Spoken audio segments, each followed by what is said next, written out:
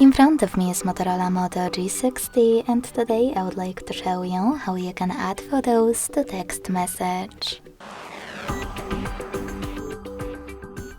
All you need to do is launch messages and select one of your chats or create a new one.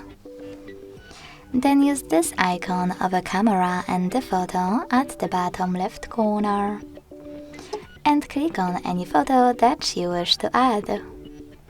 If you can't find it here, select Folders.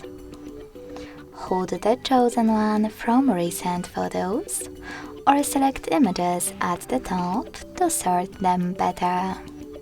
You can even pick one of those apps, or click on those three lines at the top left corner and select one of those sources.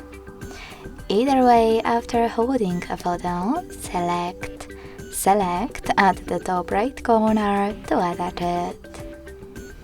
Thanks so much for watching. If you enjoyed this video, leave a like, comment and subscribe. Bye!